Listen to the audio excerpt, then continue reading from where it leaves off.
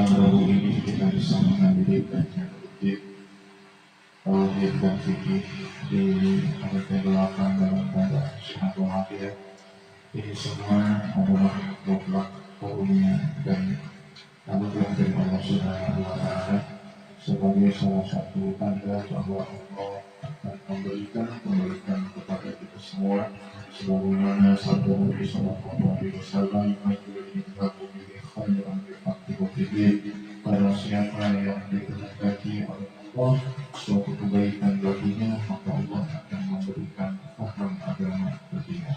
Dan dengan menghadiri kajian ini, insya Allah pemahaman agama kita semakin terpakai dan menjadi sebab kita mendapatkan kebaikan dari kebaikan dunia dan akhirat melalui nikmat dari surga Allah Subhanahu wa Ta'ala. Amin.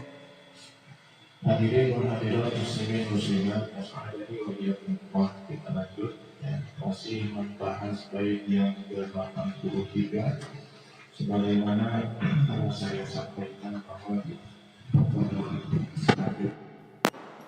al-wali wal-'arifu billahi ta'ala wasikatihi asbatinka. Al-'arifu billahi, orang yang ma'rifat kepada Allah, orang yang mengenal Allah Subhanahu wa Ta'ala, wasifatihi, dan mengenal sifat-sifat Allah, asbatinka, sesuai dengan kadar kemampuan yang telah Allah berikan kepada wali. Maka tidak ada wali yang bodoh. Bahkan tatkala orang bodoh diangkat menjadi wali pun akan diberikan ilmu oleh Allah. Mata khadallahu waliyan jahilan, Allah tidak mengangkat seorang yang bodoh menjadi wali. Maksudnya adalah tidak ada wali yang bodoh, yang tidak marifat kepada Allah, yang tidak mengenal syariat. Walamit akhadahu la'ilmana, seandainya pun Allah mengangkat seorang yang bodoh menjadi wali, pasti Allah akan memberi ilmu kepadanya.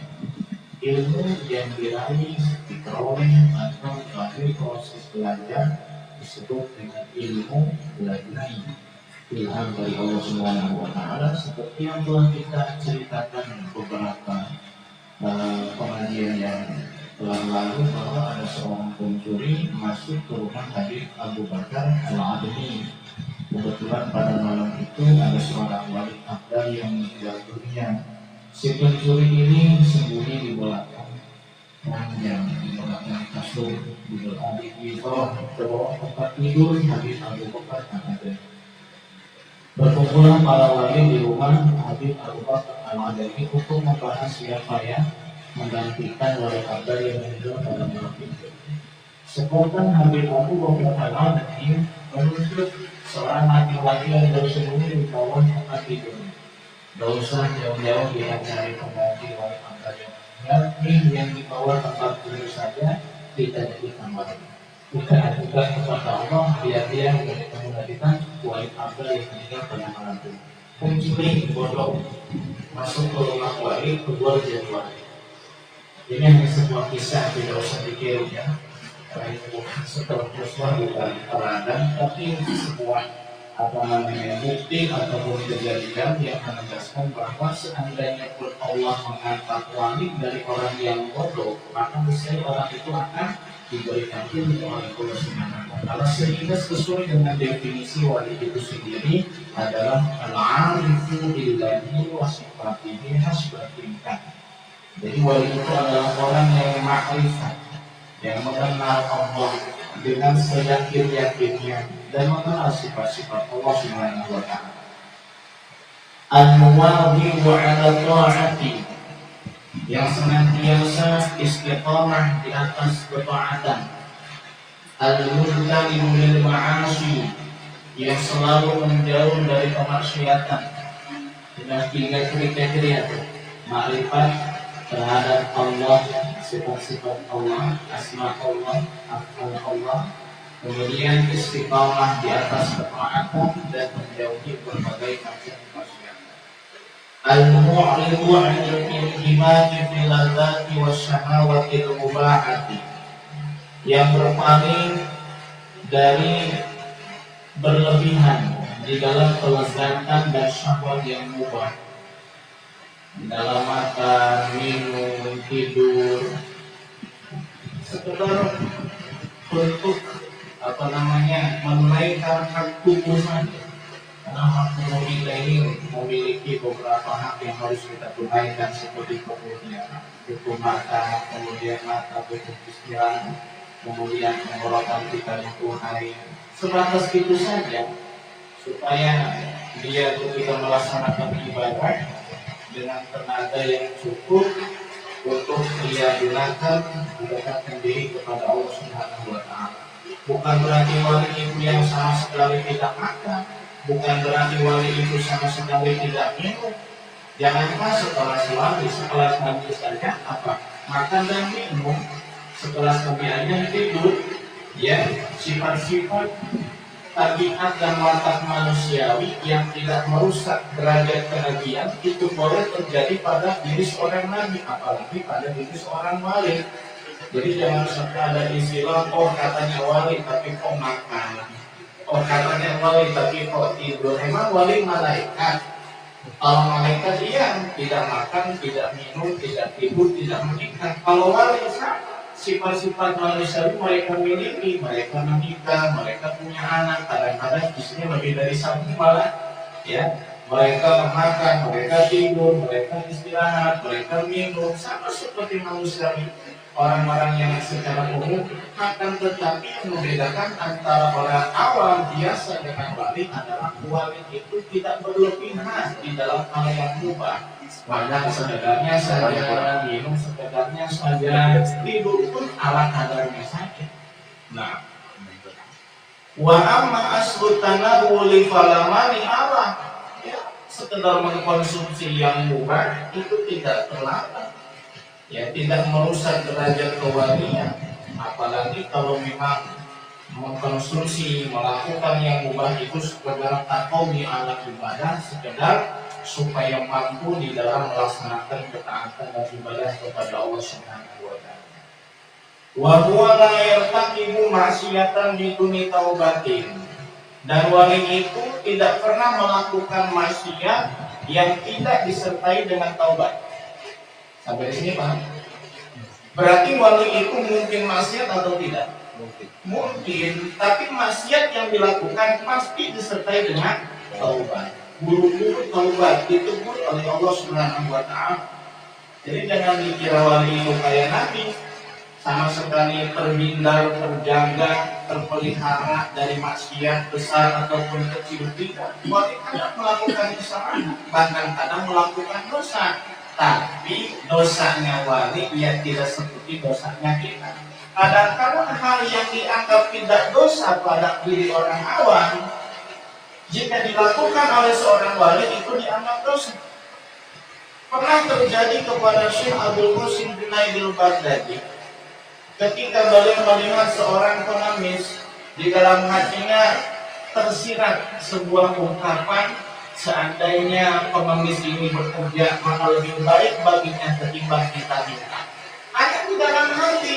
Apa yang terjadi? Allah berikan teguran kepada Imam Abdul Qasim bin Naidil Baghdadi, merasakan ketidaknyamanan di dalam bangun malam ataupun ketidaknyamanan di dalam melaksanakan ibadah tahajud. Padahal sudah wali. Kemudian karena dia merasa ada yang nggak beres, biasanya ibadahnya khusyuk, ibadahnya tenang, tentram, kok agak sedikit hambar. Dia minta petunjuk kepada Allah dan Allah pun kasih petunjuk. Ternyata itu disebabkan karena di dalam hatinya tersirat sebuah ungkapan yang seolah-olah merendahkan pengemis itu, yang seolah-olah berburuk sangka kepada pengemis itu. Maka dia pun mencari pengemis tersebut, yang ternyata pengemis itu adalah seorang wali. Baru datang dikatakan, baru sekarang kamu sadar, ya Allah, ternyata pengemis itu adalah wali. Ketika Imam Abdul Qasim bin Naidil Baghdadi datang, ketahuan maksudnya kita mana.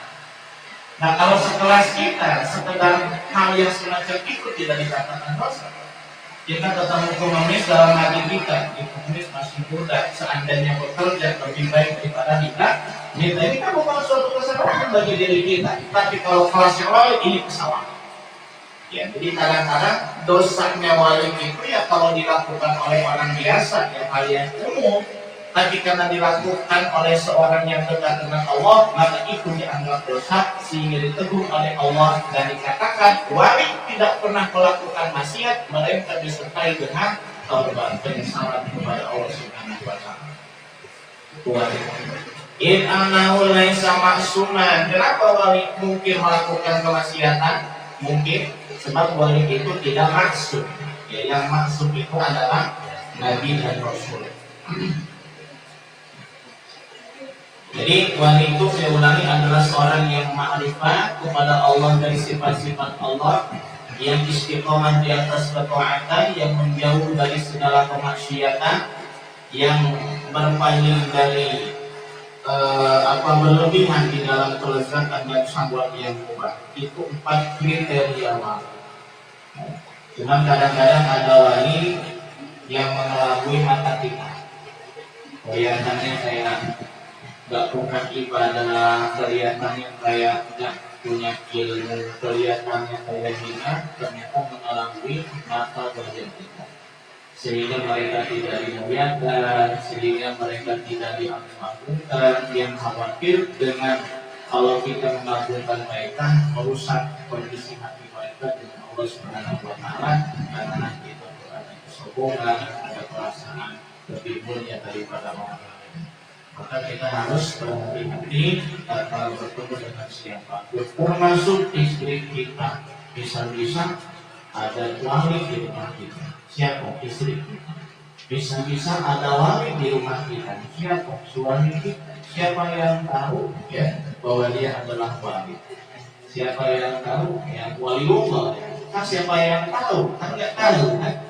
Karena Allah menyembunyikan wali di tengah-tengah makhluk Allah Subhanahu wa taala, di tengah-tengah manusia, sehingga tidak boleh kita berburuk sangka kepada siapapun khawatir dia adalah wali. Kenapa kekasih Allah dinamakan wali?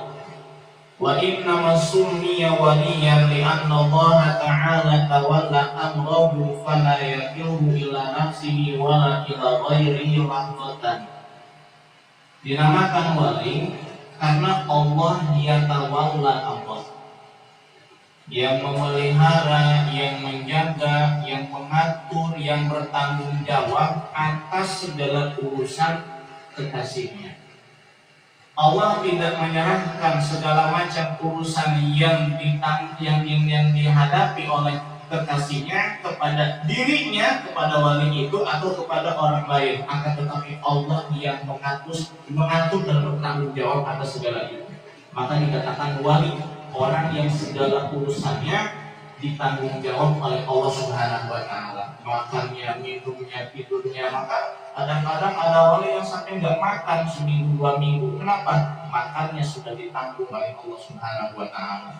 Sebagaimana kan Nabi beberapa hari beliau tidak makan, tidak minum, tapi Nabi menyampaikan kepada sahabat tidak boleh melakukan puasa wisol, puasa yang nyambung, ya, 2 hari, 3 hari tanpa diselang dengan membatalkan puasa. Ketika sahabat bertanya, ya Rasul, engkau menyambung puasa 2 hari sampai 3 hari. Nabi berkata, inni lastu kahayatikum, aku nggak sama dengan kamu. Ini abiku yu'imni rabbi wa yasiri. Aku bermalam sehari 2 hari, Allah yang ngasih makan, Allah yang ngasih minum. Sehingga Nabi tidak makan, tidak minum, tapi seperti orang yang makan banyak, minumnya banyak, seger, sehat. Karena Allah yang mengatur, bertanggung jawab segala urusannya. Begitu juga wali. Ya. Kalau kita mengkaji kitab Hikam Ibnu Athaillah, atau kitab Minhajul Abidin, atau kitab-kitab tasawuf, di situ nanti diceritakan beberapa potret kehidupan wali-wali Allah Subhanahu wa taala yang mencerahkan akal pikir kita. Mama tuh bagus Bakri, ya. Sempur Purwakarta. Beliau adalah salah satu murid Syekh Nawawi Tanah. Meskipun beliau berasal dari Banten, tapi kemudian beliau lahir di sana di Purwakarta. Beliau kemudian melanjutkan pendidikan di Mekah dan belajar kepada ulama-ulama Jawa yang ada di Mekah, di antaranya Syekh Nawawi bin Umar bin Arabi Tanah. Salah satu daripada keistimewaan Mama Sempur, Mama Tubagus Bakri Sempur Klereng Purwakarta. Beliau itu jarang sekali terlihat makan, bahkan hampir tidak pernah terlihat makan, dan selalu menjaga wudu. Ahli qiyamul lail, bangun malam, tahajud, dan sebelum tahajud selalu mandi. Ada salah satu murid beliau yang berasal dari Banten, yaitu Abu Bustami di sana. Abu Bustami, salah satu murid Mama Sempur, bertugas mengisi air kolam yang sering dipakai oleh Mama Sempur untuk mandi sebelum sholat tahajud di malam hari. Dalam suatu kesempatan, Abu Bustami ditanya oleh Mama Sempur, apakah ketika tadi menimba air, mengisi air ke dalam kolam yang biasa dipakai buat mandi oleh Mama Sempur itu, dimulai dengan Bismillah atau tidak? Ketika Abu Bustami mengatakan tidak, lupa, maka Mama Sempur memerintahkan air itu dipotong. Saking hati-hatinya Mama Sempur ngisi air tidak diawali dengan Bismillah, disuruh dibuang lagi airnya. Sedangkan ngisinya kan nggak pakai keran, pakai timba. Udah capek ya, karena perintah guru dilaksanakan. Ya aku memang balok Abu Bustami di santrinya banyak sampai sekarang. Ya, pondoknya berkembang karena barokah seorang waliullah dulu itu nama Tubagus Bakri Sempur Klereng. Dan masih banyak wali-wali Allah Subhanahu wa Ta'ala ya secara zahir kayaknya sulit kita mengikuti kegiatan sehari-hari mereka. Kenapa? Karena mereka adalah wali, dan wali itu berarti yatawallallahu amrohu, segala macam urusannya Allah yang tanggung jawab. Itu kenapa disebut wali. Alasan yang kedua, dinamakan wali bi annahu yatawalla ibadatallahi ta'ala 'ala dawam bil ghairi takhalludin bi ma'siyatin. Dinamakan wali sebab si wali itu yatawalla ibadallah, bertanggung jawab atas ibadah kepada Allah, artinya konsisten terus di atas ketakwaan kepada Allah dan selalu melaksanakan ibadah kepada Allah secara dawam, kontinu. Sehingga di dalam kitab-kitab tasawuf dikatakan jangan pernah aktivitas kita kosong daripada niat yang baik. Meskipun hanya sekedar makan, sekedar minum, sekedar tidur, hubungan suami istri, jangan pernah kosong dari niat yang baik. Sebab jika diniatkan dengan niat yang baik, hal yang tidak ibadah pun menjadi bernilai pahala ibadah di hadapan Allah Subhanahu wa Ta'ala. Kita menjaga niat saja susah. Jangankan dalam urusan tidak ibadah, hal yang mubah, dalam urusan ibadah pun seperti tadi kadang-kadang gak niat. Hanya sebatas rutinitas, berangkat dari rumah, ngaji, datang ke masjid, duduk.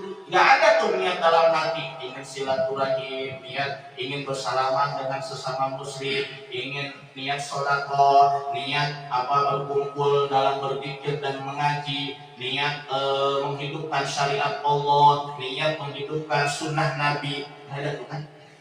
Gak ada kan? Kosong dari niat berarti. Apalagi dalam urusan sepele, sekedar minum kopi, sekedar minum air putih, ya. Susu berarti kan air putih ya. Kalau ini kan air bening berarti. Ini kan kosong dari niat. Maka untuk mengikuti wali dari segi niat saja susah kita. Kalau wali 24 jam kehidupannya bernilai ibadah kepada Allah, maka dinamakan wali sebab ia seperti orang yang paling bertanggung jawab di dalam ibadah kepada Allah Subhanahu wa Ta'ala. Nah, dari dua alasan inilah maka seorang yang dekat dengan Allah dan menjadi kekasih Allah disebut waliyullah. Disebut waliyullah. Jadi jangan sampai di benak kita ada gambaran wali itu yang selalu pakainya cupang camping. Ya bukan, nggak mesti itu aja. Itu wali yang majnun ya. Nanti kan wali macam-macam. Di sini hanya sebatas membuka gerbang wawasan kita tentang kewalian, agar kita percaya bahwa ada yang namanya maqamul wilayah, ada yang namanya pangkat kewalian yang bisa diraih oleh hamba-hamba Allah Subhanahu wa taala dengan keikhlasan, ketulusan di dalam beribadah kepada Allah disertai dengan ilmu. Ya, nanti kalau sudah menjadi wali, Allah berikan karamah, yang salah satu hikmah daripada karamah adalah menguatkan keyakinan sang wali supaya terus continue dan konsisten di dalam menghamba kepada Allah Subhanahu wa taala. Itu hikmah daripada karamah, ya. Makanya karamah orang-orang dulu, karamah wali-wali dulu, baik sebelum Nabi Muhammad, sebelum zaman umat Nabi Muhammad, atau setelah umat Nabi Muhammad yang jaraknya belum jauh dari Nabi Muhammad, itu karamahnya tidak setenar dan sebanyak wali-wali yang hidup di zaman-zaman akhir ini. Kenapa? Karena di masa-masa dulu yakinnya udah 100% full, nggak dikasih karamah pun mereka akan tetap istiqomah. Gak dikasih karumat pun mereka akan tetap konsisten di dalam ibadah kepada Allah Subhanahu wa taala. Tapi kan zaman sekarang banyak kemunduran, banyak fitnah, banyak yang menghalangi, banyak yang mengganggu, maka Allah berikan karamah yang begitu sangat banyak untuk memperkuat hati sang wali dan orang-orang yang mengikuti jejak para wali Allah Subhanahu wa taala. Ya. Nah, kalau diceritakan banyaklah. Kalau pengen baca karamah wali, beli aja bukunya. Ada di situ biografi para wali berikut dengan karamahnya. Tapi kalau kita membahas dan membaca biografi wali, jangan sekedar hanya tertarik membaca karamahnya saja.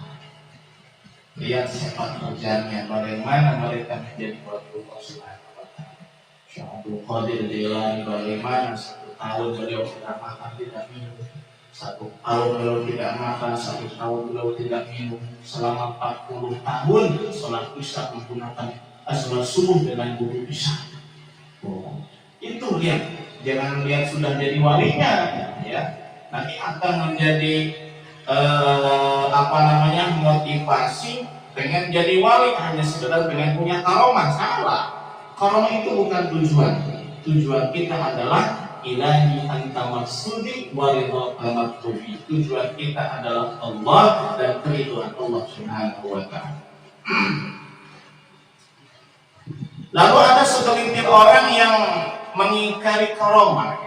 Ya, dikatakan di dalam bait ini waman nafaha, barang siapa yang mengingkari karamah fambil dan kalamah. Bantah ucapannya, lemparkan ke dinding, buang ucapannya, jangan kau hiraukan, berpaling dari. Lalu kenapa ada sebagian kelompok, sebagian orang yang mengingkari karamah? Ya, li'annahu ma anqaraha illa li'annahu nadhara ilaiha ala annaha min fi'lil 'abdi. Ternyata yang menyebabkan ada sekelompok orang mengingkari karamah dari sudut pandang mereka yang berbeda tentang karamah itu sendiri.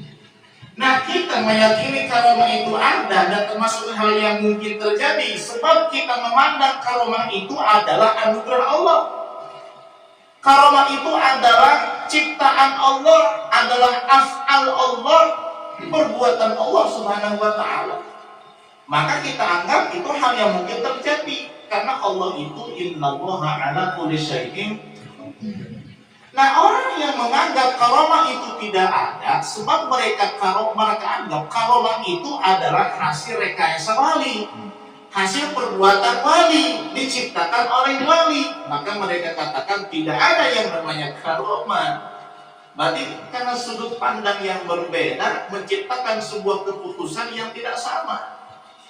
Maka sudut pandang kita yang harus dibetulkan. Sebagaimana orang yang memandang dunia ini adalah segala-galanya, maka mereka akan melakukan segala hal, segala macam cara untuk meraih dunia ini tanpa mempertimbangkan baik dan buruknya. Sebab mereka memandang dunia adalah segala-galanya, tidak ada kehidupan lagi.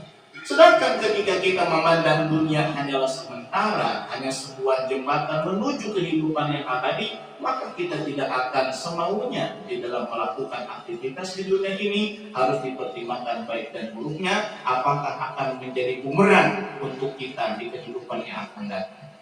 Nah, Itu alasan kenapa ada orang yang mengingkari adanya karomah yang muncul pada wali Allah Subhanahu wa Ta'ala. Dan orang yang akidahnya sesat itu ya gak bakal ada yang jadi wali, gak punya karomah ya. Maka sebagian kelompok yang bukan ahlus sunnah wal jamaah, kalau ditanya mereka itu ada walinya enggak sih ya? Aliran anu gak perlu kita sebut ya. Aliran anu kelompok mereka tuh punya wali enggak sih? Enggak bakal punya wali, enggak bakal muncul karomah. Kenapa? Karena akidahnya tidak sahih. Sedangkan syarat wali itu tadi apa? Ma'rifat kepada Allah dengan sebenar-benarnya yang tidak menyimpang dari akidah Nabi dan para sahabat.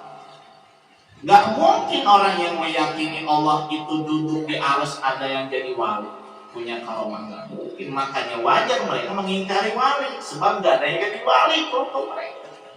Kenapa? Akidahnya salah ya. Sebab salah satu syarat wali saya bilang tadi masfufun bi sahihil akidah, harus disertai dengan akidah yang sahih, dengan akidah yang baik. Makanya dari kalangan kita Ahlussunnah wal Jamaah, baik itu yang mazhabnya Syafi'i, Hanafi, Maliki, Hambali, atau yang akidahnya Asy'ari atau Maturidi, wali itu banyak Pak, jutaan, bahkan sampai miliaran mungkin ya. Yang terbukukan saja jumlahnya ribuan, apalagi yang tidak terbukukan ya. Wali-wali Allah Subhanahu wa Ta'ala, seperti dalam kitab Risalah Qusairiyah itu disebut ya, wali-wali Allah fulan. Di dalam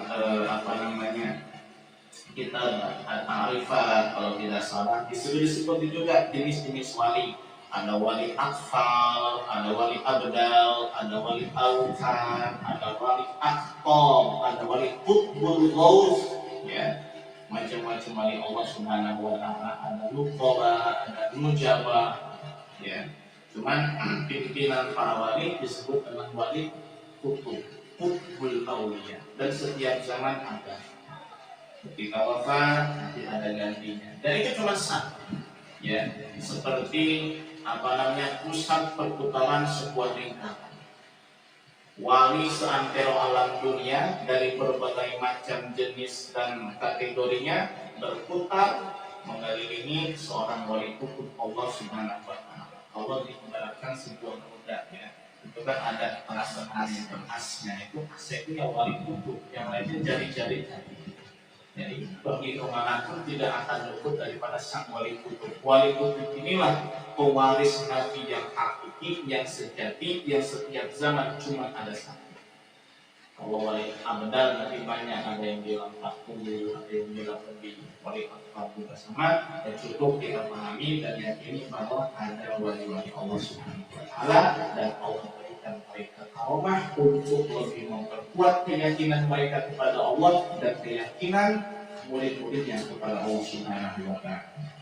Wa indana wallahu a'lam bis